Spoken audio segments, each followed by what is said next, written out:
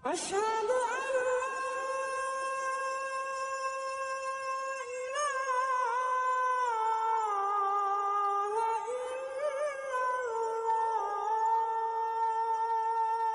Jaminan cahaya bagi umat Nabi Muhammad. Nah, ini ada ayatnya dan hadisnya. Surat At-Tahrim ayat 8. Coba perhatikan, di hari kiamat semua orang hina kecuali dua kelompok. Al-Anbiya wal Mu'minun, dua aja. Yauma la yukhzillahu an-nabiyya wal ladzina amanu ma'ah. Pada hari, yaitu hari kiamat, Allah tidak menghinakan, tidak menelantarkan Nabi dan orang beriman. Ada syaratnya, ma'ahu, bersamanya Nabi. An-Nabi di sini siapa? An-Nabi pakai alif lam. Nabi Muhammad sallallahu alaihi wasallam. Nah, ini kekhususan Nabi Muhammad sallallahu alaihi wasallam. Nama beliau hanya disebutkan di Quran mim ha mim dal Muhammad. Nama jasadnya hanya 4 kali. Selebihnya nama nubuatnya An-Nabi, Rasul, Rauf, Rahim, Muzammil, Muddathir, itu nama Nabi semua. Ya. Bahkan ada tafsir beberapa ulama, ya, wal asr. Itu wal asr kan kita mengartikannya demi masa. Ya. Demi waktu. Tapi al asr itu siapakah yang ada di waktu itu? Nabi Muhammad sallallahu alaihi wasallam. Berarti demi Muhammad yang ada di waktu asar. Asar itu masa alam semesta di akhir-akhir ini. Kita udah di asar semua, Pak. Ini sudah puncak peradaban. Karena ini sudah puncak, dia tinggal turun. Ya, masih ada satu puncak lagi, Imam Mahdi belum. Ya, kita nggak tahu kapan rahasia Allah ini Allah buka nanti. Ya. Cuma nggak tahu nanti ketika dia keluar. Apakah kita masih tasdik atau bukan? Wallahu a'lam bishawab. Ya. Nabi Isa turun, ya kali ada yang nggak percaya. Dan di tengah ayat dikatakan nuruhum yas'a baina aidihim, cahaya mereka. Padahal ini cahaya dari Allah. Hum, mereka, merekanya siapa? An-Nabi dan orang beriman yang bersama Nabi. Berarti cahaya orang beriman ngikutin siapa? Ngikut Nabi.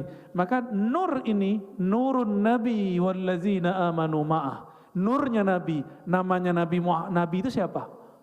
Muhammad. Bernamalah Nur Muhammad sallallahu alaihi.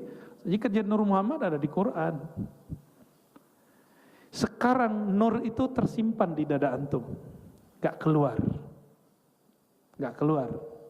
Dia hanya keluar lewat akhlak, lewat senyum, lewat husnuzan. Itu keluarnya. Nanti pada hari kiamat cahaya itu Allah buka. Dan siapa saja yang Nur Muhammad itu masih hidup di dalam kalbunya, tidak padam, dia akan dilihat oleh Allah Subhanahu wa taala. Ya. Nuruhum yas'a baina aidihim, cahaya mereka terlihat ada di hadapan mereka memancar. Wa bi aimanihim, dan di kanan mereka. Yaquluna rabbana atmim lana nurana, lalu mereka berdoa, ya Allah sempurnakan nur kami. Nur Nabi tadi yang ada pada kami. Apa maksudnya?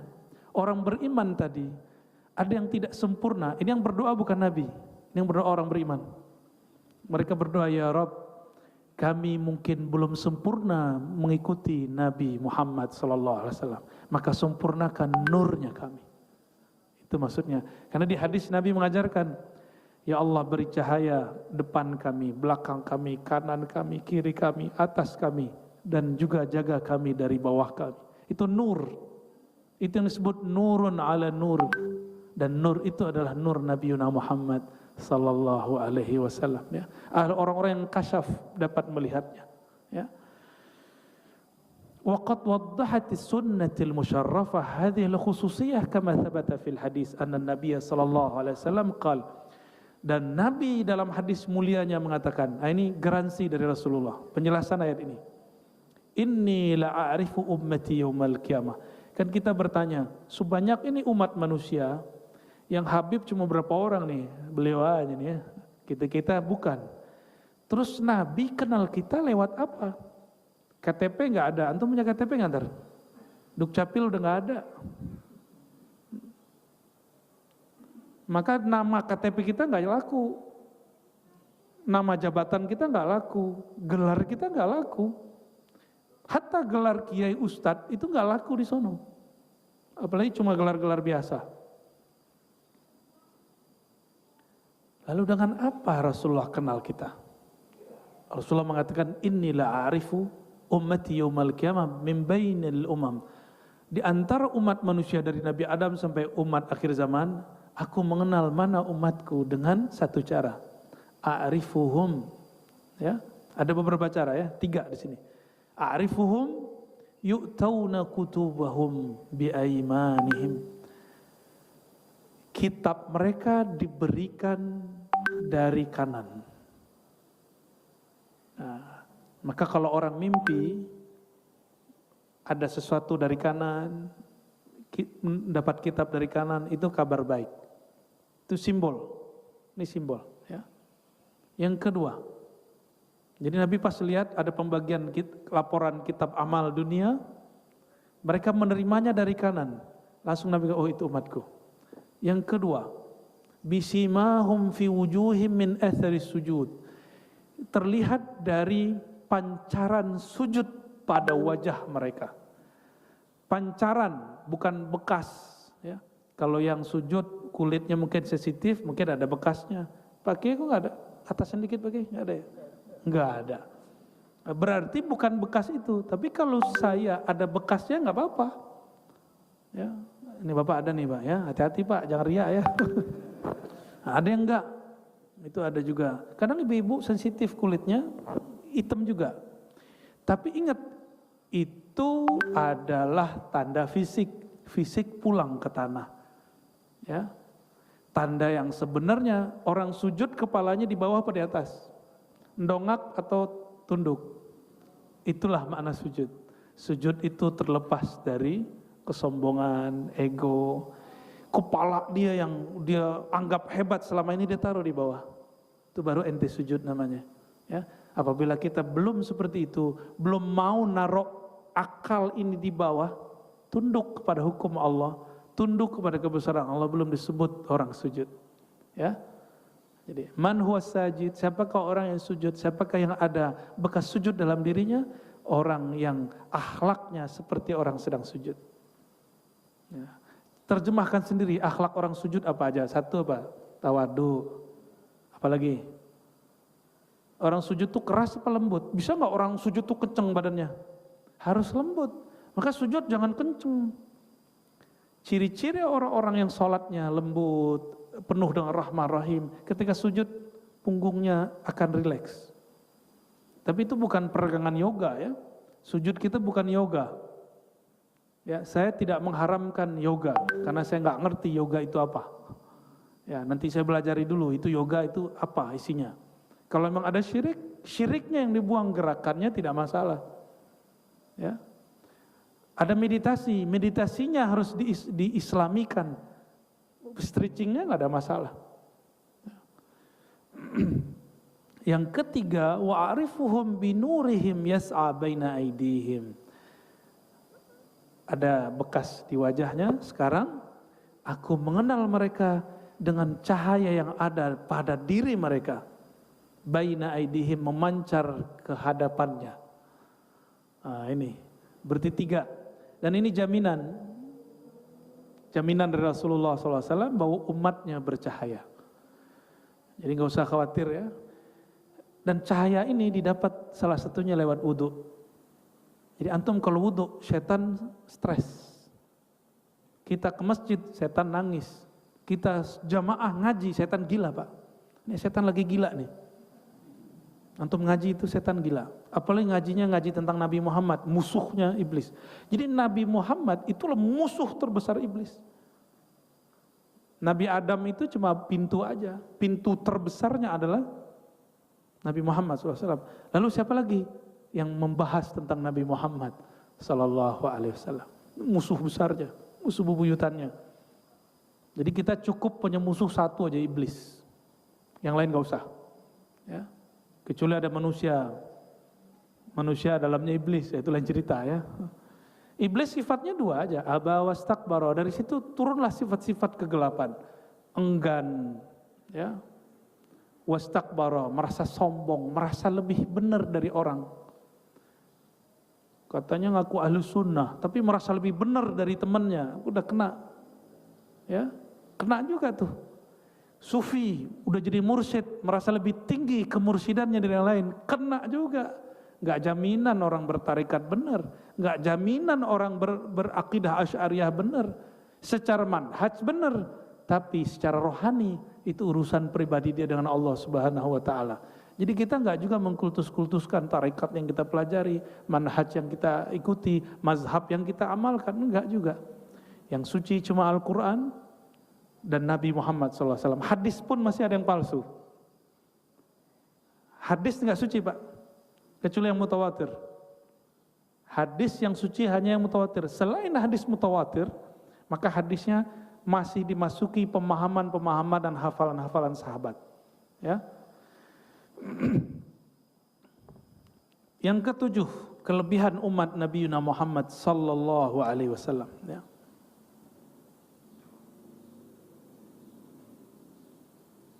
Disebut khair ummah, sebaik-baik umat. Ini ayat kuntum khairu ummatin, surah Al-Imran 110. Kuntum khaira ummatin ukhrijat linnas. Kamu adalah umat terbaik yang dikeluarkan untuk manusia. Kalimatnya pakai li. Ini menunjukkan bahwa kamu adalah hadiah bagi manusia. Jadi umat Nabi Muhammad itu hadiah bagi umat yang lain. Linnas, bagi manusia, ya. Ta'muruna bil ma'ruf. Apa karakter umat Nabi Muhammad terbaik?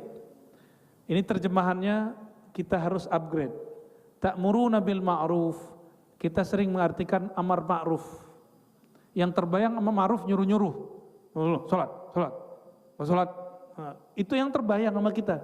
Bukan begitu ta'muruna bil ma'ruf. Wa tanhauna 'anil munkar, galak-galak.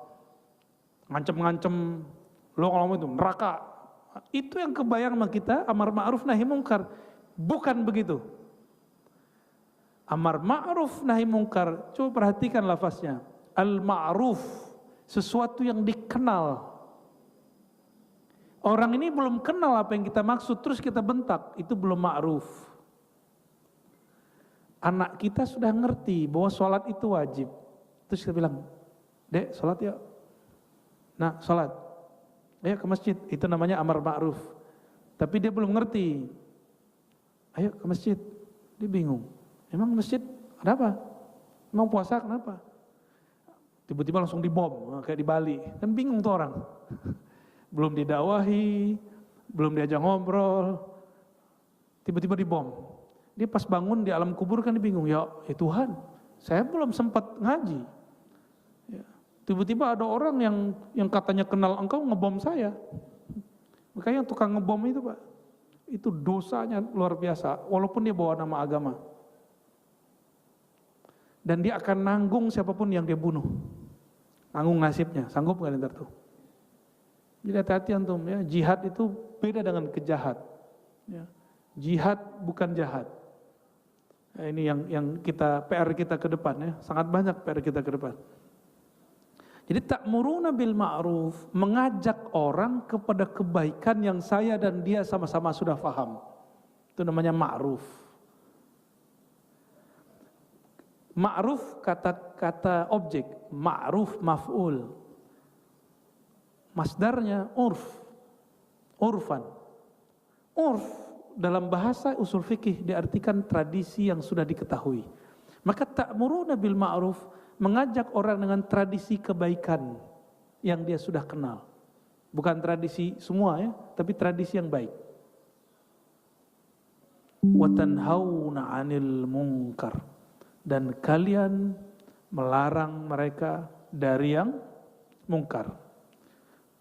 Tanhauna juga berarti menghentikan, bisa juga preventif.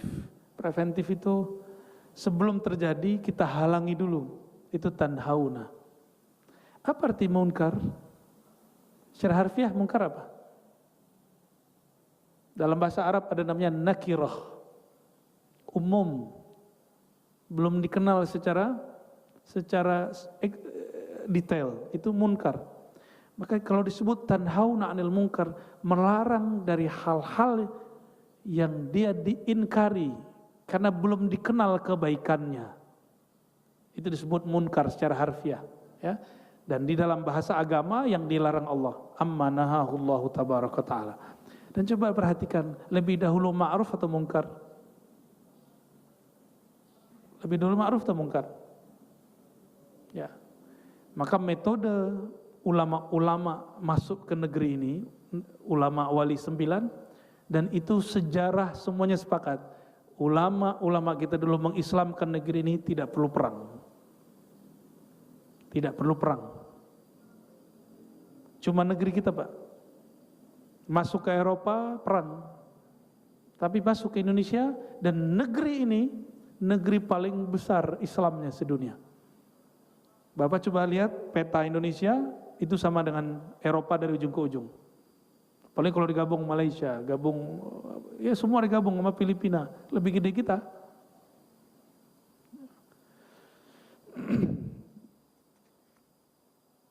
Antum tuwaffuna sab'ina ummatan antum khairuha wa akramuha 'ala Allah azza wajalla.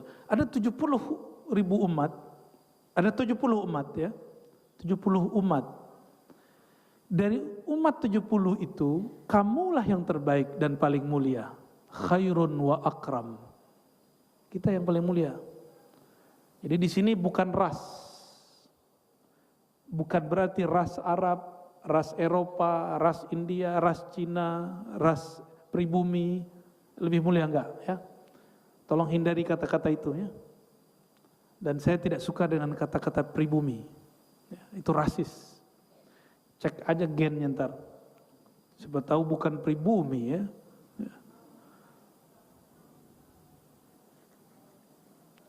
Lalu karena sebaik-baik umat, Nabi menambahkan, u'titu ma lam yu'ta ahadun minal anbiya. Ada kekhususan pada diri Nabi. Ini hadisnya, hadis riwayat Imam Ahmad. 1. Nusirtu birru'bi. Jika aku perang, di saat perang, Nabi dibantu oleh Allah dengan petir. Petir itu bantuan dari Allah. Ilmu ini ada enggak pada orang-orang yang jihad hari ini? Adanya ngebom, ya. Enggak masuk. Berarti Rasulullah dan petir itu sahabatan, Pak, secara rohani itu. Ya, pasukannya Rasulullah itu. Petir itu pasukan Rasulullah. Hujan pasukannya Rasulullah. Karena dulu di beberapa kelompok musyrikin, mereka takut perang kalau ada petir. Dan Nabi biasa kalau mau perang minta supaya dikirim petir itu. Orang Islam kalau ada petir nggak ketakutan. Orang yang bertauhid, tapi yang tidak bertauhid kalau ada petir gimana? Ada ketakutan. Kita biasa aja. Petir fenomena alam itu tentara-tentara Allah Subhanahu wa taala. Tentara itu jangan dibayangkan seperti militer, ya. Tentara itu nggak mesti begitu. Tentara Allah menghancurkan Namrud cukup dengan lalat kecil masuk ke dalam hidungnya, masuk ke otaknya, lalu menjadi banyak. Itu tentara Allah, ya. Wa utitu mafatihal ard, dan aku diberi kunci-kunci bumi. Ini Nabi tahu kunci-kuncinya bumi. Tapi Nabi ngambil nggak akses bumi? Enggak. Nabi dikasih kuncinya, tapi Nabi enggak. Nah, di saat perang Khandaq, lagi buat parit, Khandaq itu artinya parit. Di saat buat parit, ada satu batu yang tidak bisa diangkat dan dihancurkan. Maka sahabat lapor kepada Rasulullah. Sahabat badannya lebih besar, Nabi tidak terlalu besar, sedang badan Rasulullah. Cukup dipukul 3 kali hancur. Karena Nabi tahu kuncinya. Di bumi itu ada batu, ada tanah, ada tumbuhan, ada hewan. Disebut kunci bumi, Nabi bisa berdialog dengan semua yang ada di alam semesta. Masih ingat kisah yang saya sering ceritakan bahwa Nabi SAW ketika beliau jalan tiba-tiba ada onta curhat. Tuh, ontanya curhat sama Nabi. Masa antum nggak curhat sama Nabi? Tapi onta karena akalnya tidak ada, curhatnya urusan perut. Maka siapa saja yang curhat kepada Rasulullah mengadukan masalah rezekinya, mohon maaf ya, urusan perutnya, huwa wal jamalu sawa, huwa wan naqatu fi martabah wahidah. Derajat dia dan onta ya sama aja. Ya. Berarti kita ini berpikir selevel onta, tapi tubuhnya mulia manusia, jatuh-jatuhin harkat martabat itu.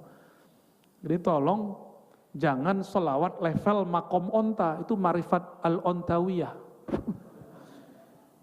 Bener gak? Bener untuk level onta, level kita enggak. Ada yang lebih tinggi.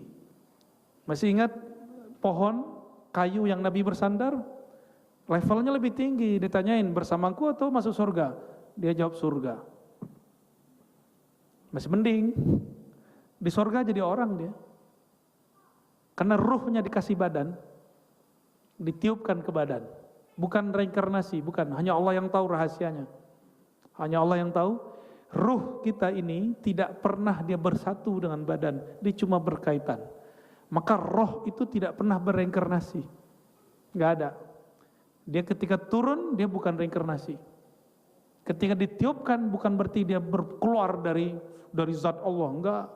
Itu orang yang bayangkan begitu, dia telah gagal bertauhid kepada Allah Subhanahu wa ta'ala. Ya, ruh itu rahasia Allah. Kita nggak tahu bagaimana posisinya, tempat dan ukurannya.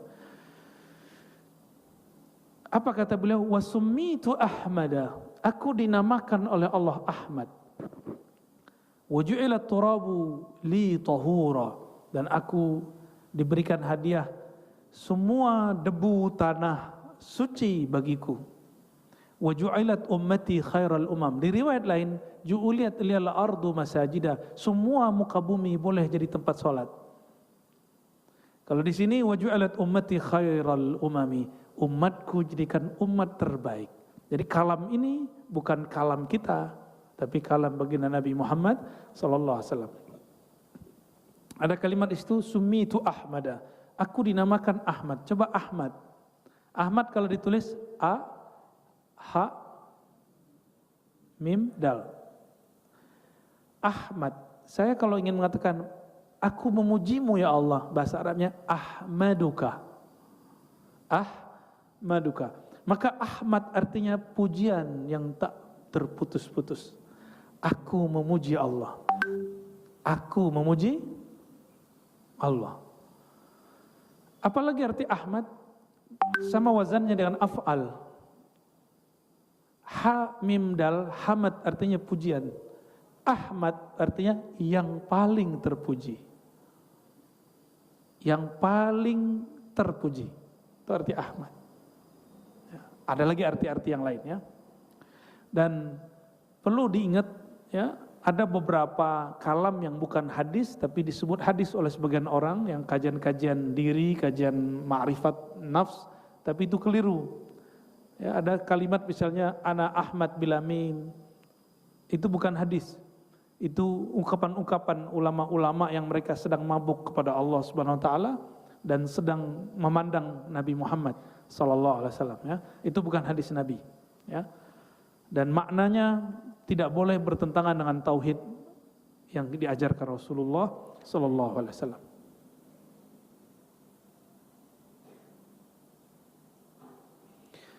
Ma'ruf dan mungkar, nah ini karakter umat Nabi Muhammad. Ada kema'rufan yang zahir, ada kema'rufan yang batin. Ada kemungkaran yang zahir, ada kemungkaran yang batin. Kema'rufan kebaikan yang zahir dan kemungkaran yang zahir dapat diketahui dengan ilmu fikih. Belajar fikih. Mana yang batal, mana yang haram, mana yang najis, mana yang halal, mana yang haram, mana yang dilarang Allah. Itu kemungkaran yang zahir, mana ketaatan yang zahir, ini ketahui. Tetapi kema'rufan yang batin, kemungkaran yang batin hanya diketahui dengan dua ilmu, ilmu akidah dan ilmu tasawuf. Maka saya berharap para ustadz, para dai jangan gengsi lagi, malu lagi menyebut kata tasawuf. Nggak ada lagi, ini zamannya udah nggak begitu. Tar orang-orang keberatan. Kita sebut aja dengan tazkiyatun nafs. Dulu orang belum kenal tasawuf. Sekarang orang sudah tahu apa itu tasawuf. Kita nggak usah lagi malu menyebut tasawuf. Perjuangan Imam Ghazali nulis kitab 4 jilid, imam-imam itu kurang apa?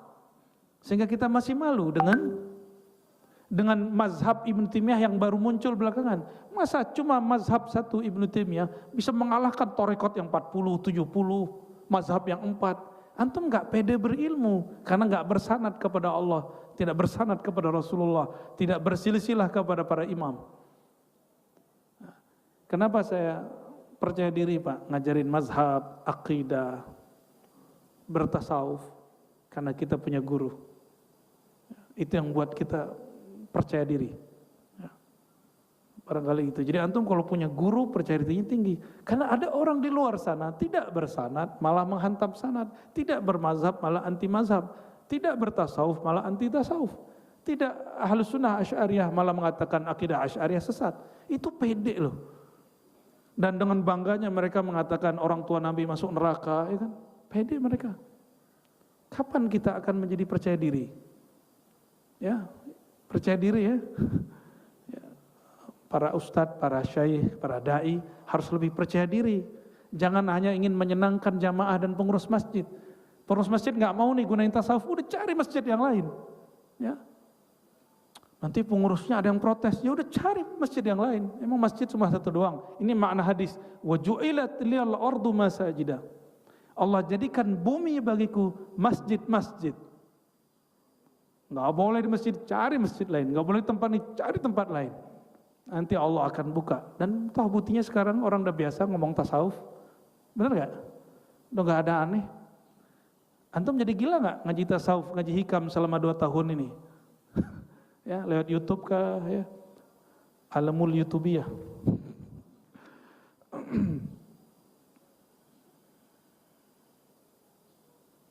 Oleh karena itu, Sayyidina Umar mengatakan, kalau betul kita ingin menjadi umat terbaik, jangan hanya ngurus yang zahirnya, tapi juga batinnya ya.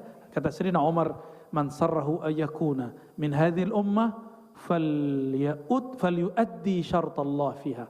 Siapa yang ingin menjadi umat terpilih itu, maka penuhilah syaratnya. Apa syaratnya?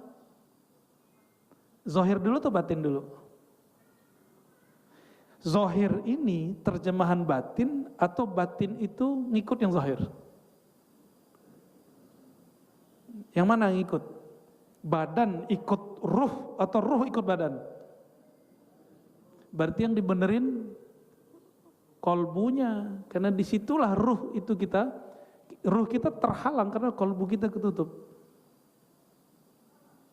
Dan nggak mungkin kalau nggak ngaji kitab tasawuf, kitab akidah.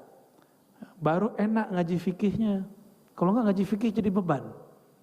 Bayar zakat lagi nih 2,5%, ya kan? Kepikiran mulu. Dan sudah banyak orang saya ajarin fikih zakat, itu pertanyaannya berusaha menghindari bayar zakat. Ustadz ini gelang saya pakai, tapi sekarang saya simpan aja. Katanya kalau perhiasan yang dipakai, emas perhiasan tidak kena zakat. Sekarepmu ya.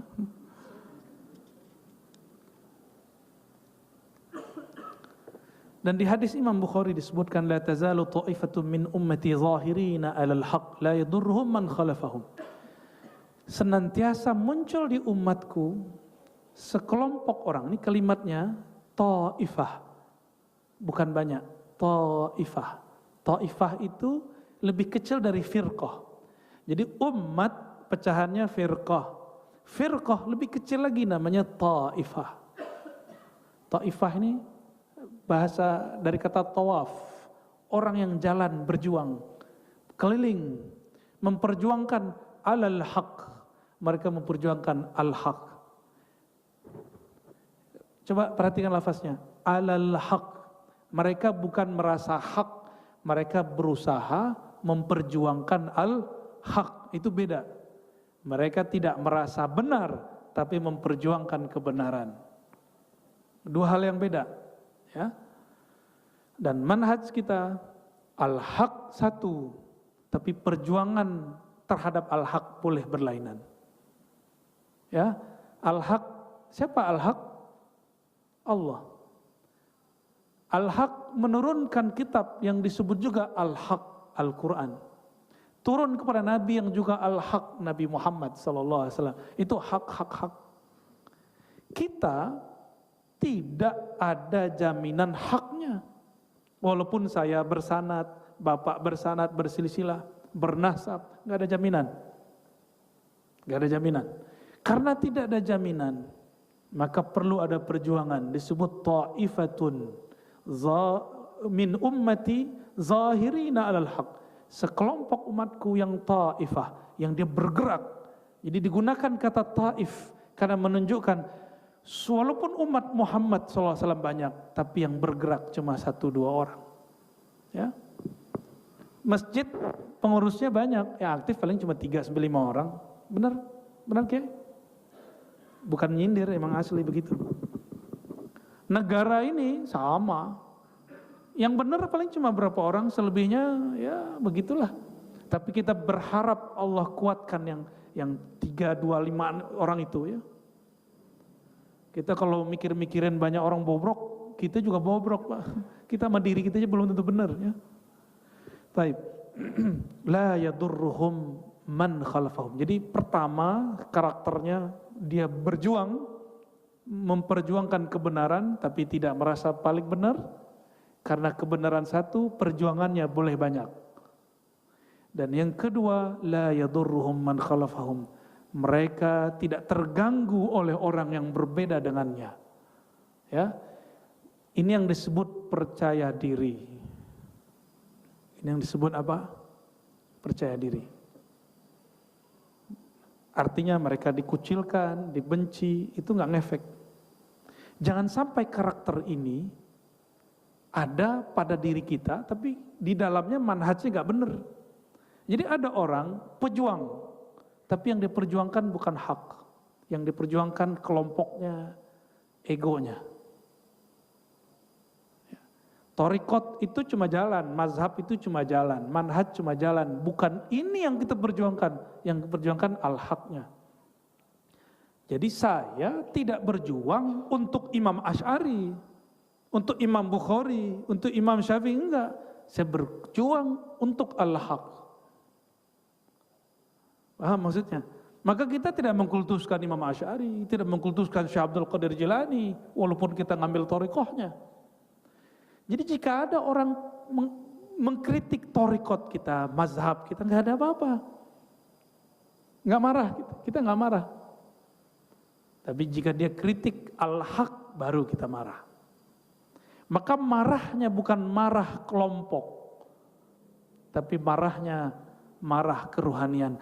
Kalau ruh marah, kemarahannya permanen. Dan itu ada rahmah di dalamnya. Ya. Hatta ya'ti Allah, hatta ya'ti amrullah, sampai datanglah amrullah. Amrullah secara harfiah, urusan Allah. Tapi kalau kembali ke surat yang ada di Quran, yas'alunaka qulir ruh min amri rabbi. Katakanlah ruh adalah amru rabbi. Rabbi Allah, ar-ruh amrullah. Hatta ya'tiya ruhullah. Siapakah ruhullah? Sayyidina Isa. Kalau ruhullah turun, berarti Imam Mahdinya sudah ada. Kita bukan ikut Nabi Isa, ingat. Kita bukan ikut Nabi Isa ikut siapa? Ikut Al-Mahdi. Maka yang kita ikuti Al-Mahdi. Al-Mahdi ikut siapa? Ikut Nabi Muhammad SAW. Maka yang diikuti tetap Nabi Muhammad. Ini pemaknaan lain. Biasanya orang mengartikan hatta ya'tiya amrullah, sampai datang kemenangan. Kemenangan itu abstrak. Apa tanda kebenaran? jika yang Allah janjikan dua, Sayyidina Isa, Al-Mahdi, keluar baru itu yang disebut amrullah. Ya. Penerjemahan ini kita boleh berbeda, tapi ini yang saya dapat, ya. Barangkali mungkin nggak ada yang menerjemahkan begitu, Kiai, ya. Aliran sesatkah, Kiai? Fahuwa bayanu ibqa'i hadhihi syari'ah, ini salah cetak, ya, syairah, ya. Syari'ah fil ummatil muhammadiyah walau ala suratin dayiqah, ya. Wa hadha bi khilafi ahli kitab fa innahu amalu hadhihi syairah, ya. Wa tanasaw mujamalatan wa riya'an aw nifaqan wa istiblan alladhi huwa adna billadhi huwa khair, ya. Kita jangan seperti ahli kitab yang dulu songong-songong, ya. Ketika datang ilmu baru dia tolak. Ada satu prinsip yang kita baca dari tadi, yang saya mulai dari awal, bahwa ilmu berkembang, pemahaman berkembang, tapi kebenaran dia tetap satu. Oke? Sekarang kita ngaji begini, ini proses keilmuan, ya. Dan saya tidak boleh merasa paling benar, apalagi yang jadi jamaah. Salah satu kesuksesan kami ngajar, jamaahnya, murid-muridnya tidak merasa paling benar di antara kelompok-kelompok yang lain. Tapi dia mengatakan, kami berjuang untuk kebenaran, tapi kami tidak merasa paling benar. Nanti kita lihat sampai 2004, 2024, 2027, 2030, masih begitu enggak? Kalau begitu berarti saya sukses ngajar, ya. Insya Allah. Qaunul Masih Isa min afradi hadhil ummah. Barusan saya menyampaikan makna amrullah, salah satunya adalah ruhullah. Yang disebut ruhullah siapa? Sayyidina Isa. Tapi ruhullah ikut kepada Sayyidur Ruh, Sayyidnya Ruh Nabi Muhammad. Nabi Muhammad mengatakan Al-Mahdi minni, ya. Mahdi dariku. Ismuhu ismi, isimnya dengan isimku sama, maka Sayyidur Ruh pewarisnya adalah Al-Mahdi. Sayyidina Isa mengikuti Al-Mahdi, ya. Nomor 8-nya Qaunul Masih Isa min afradi hadhil ummah. Nabi Isa seorang nabi di masanya, tapi ketika dia turun, dia bukan jadi seorang nabi mandiri, tapi dia mengikuti umat Muhammad, bukan langsung Nabi Muhammadnya. Coba tinggi nggak umat nih? Umat kita nanti ada imamnya. Imamnya bukan nabi, Imam Mahdi bukan nabi, oke? Al-Mahdi laisa binabiyyin. Mahdi bukan nabi. Tapi Nabi Isa ikut Mahdi.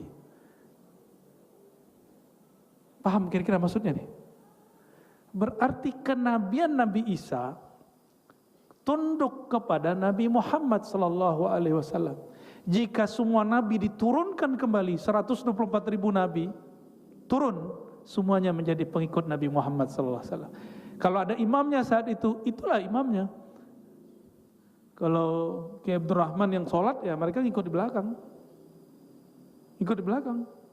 Karena mereka belum pernah tahfiz kayak Kiai Abdurrahman, kan. Kira-kira seperti itu, ya.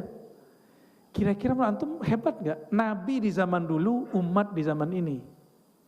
Jadi level umat ini kalau benar dididiknya, itu selevel Nabi di zaman dulu jika dia ulama. Itulah maksud dahulu Abah Gurus kumpul sehingga dituduh sesat oleh orang tidak mengerti. Apa kata Abah Gurus kumpul? Syekh Muhammad Zaini As-Samani. Kata beliau, Al-awliya, para aulia itu pada hakikat diri mereka adalah Nabi. Ini kalimat kan berbahaya. Saya baru ngerti ketika membaca hadis al-ulama warasatul anbiya.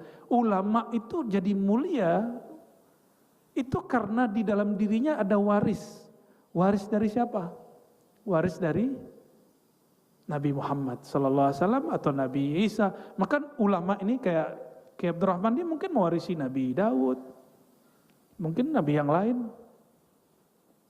Kalau suaranya enak, pembacaannya mana. Kalau bilang ngimamin kita hanyut, itu dapat pancaran Nabi Daud tuh, pewaris Nabi Daud.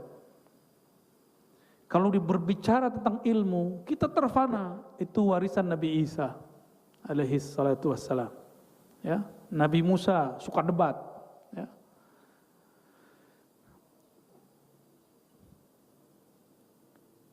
Maka yang disebut oleh Abah Guru Sekumpul itu nabi, wali. Meninggal nabi, sirnya nabi ini diwarisi kepada para wali. Jadi hakikatnya wali, sirnya para nabi. Sir itu rahasia, secretnya para nabi. Sallallahu alaihi wasallam. Ya. Ini yang paling inti di kajian pagi ini, bahwa kita mesti bersyukur kalau antum pernah kerja di satu perusahaan, ada anak perusahaan. Anak perusahaan satu, mungkin ada direkturnya. Ketika dia datang ke induk, dia masih direktur gak? Dia di bawah manajer yang ada di, manajer itu imamnya lah kira-kira, GM-nya, presiden direkturnya, itulah kira-kira Nabi Muhammad Sallallahu Alaihi Wasallam. Tapi uniknya umat ini diberikan di akhir, sedangkan secara zahir para nabi dahulu, Nabi Adam sampai Nabi Isa, ya, lebih awal. Jadi kalau dalam hadis Imam An-Nu'aim dikatakan, ana awwalu nabiyyin, aku nabi pertama, tapi akhiruhum bi'asa, tapi yang terakhir diutus. Nabi pertama, terakhir diutus bi'as atau risalah. Jadi kenabiannya awal, kerasulannya terakhir. Paham di situ? Kenapa terakhir kerasulannya? Supaya syariat yang awal-awal diringankan dan disempurnakan. Jadi sempurna itu bukan saklek, sempurna itu justru kemudahan yang tiada bertepi. Itulah syariat Nabi Muhammad sallallahu alaihi wasallam, ya. Semoga Allah memberkahi pewakaf masjid ini, pengurus masjid ini, orang-orang yang mengajar masjid ini, orang yang datang ke masjid ini, siapapun yang ikuti pengajian ini, baik datang langsung ataupun tidak datang, ya, jauh ataupun dekat. Wabil khusus kepada guru dari guru kita, Abuya Said Muhammad Alawi Al-Maliki. Saya dipanggil Abuya bukan gelar dari saya, Pak, ya, itu gelar dari guru saya. Ya. Kalau saya nggak berani pakai gelar Abuya, karena Abuya itu gelar ulama besar. Cuma karena guru ngasih kita terima. Tapi saya nggak berani menyebut diri saya Abuya. Ya. Kalau Buya biasa di kampung, tapi kalau ada tambahan Abuya, itu gelar yang pantas untuk Sayyid Muhammad Alawi Al-Maliki, gelar untuk beliau. Ya. Nasallallahu alaihi wasallam. Ada diskusi, tanya jawab, fadhal. Asyhadu